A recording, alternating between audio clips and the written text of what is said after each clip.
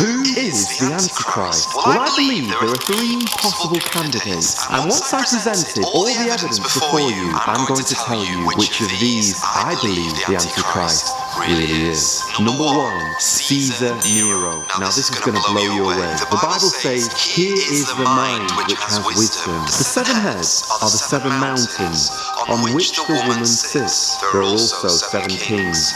Five have fallen. One is, and the other has not yet come. And when he comes, he must continue a short time. The beast that was, and is not, is himself also the eighth, and is of the seven, and is going to perdition.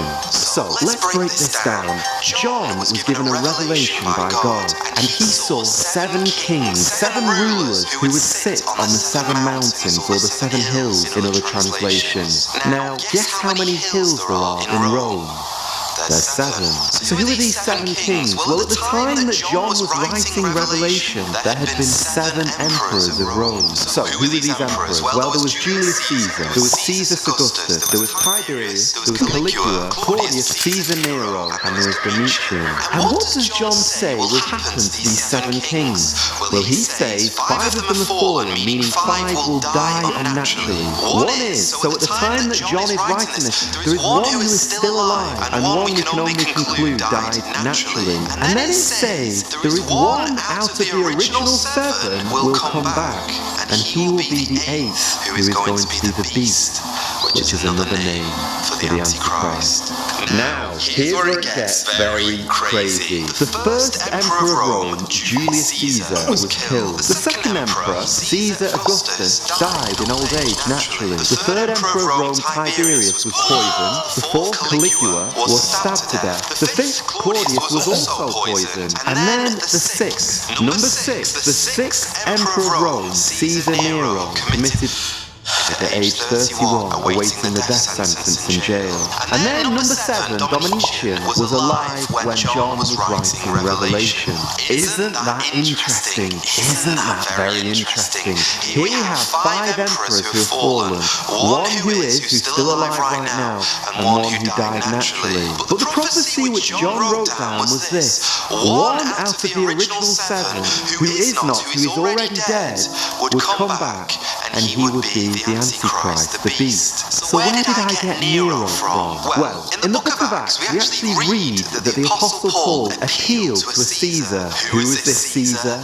It was Caesar Nero. And you know the Apostle Paul as well as I do.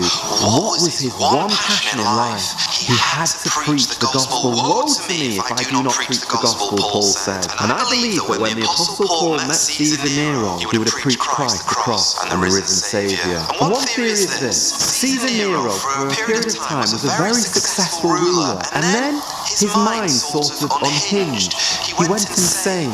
And some people believe that after he met the Apostle Paul, that was the thing that sent him insane. After he rejected the gospel, something spiritual happened to his soul, and it sent him on the wrong track of life. But whether you agree with that theory or not, there's one thing you've got to admit to me, and it's this: Nero was one of the most evil men who ever walked on the face of this earth, and he did some very Antichrist kind of things. You know, he had his own wife murdered. In fact, 2 of his wives murdered, and his own mother murdered. Nero was obsessed with his popularity. He was popular at the time. People loved him, and he loved Greek tradition, this idea that you can be your own god and you're worshipped. Did you know this? Nero was the forerunner to persecuting Christians. He had Christians torn to pieces by dogs. They were burned alive. Some of them were even crucified like our Saviour. And Nero had relations, did wicked things that are too shameful for me to speak about publicly. But perhaps most suspect of all is this: in the Hebrew language, every single letter is given a number, and if you add up the numbers of Nero's name, guess what number it adds up to? 666, the mark of the beast.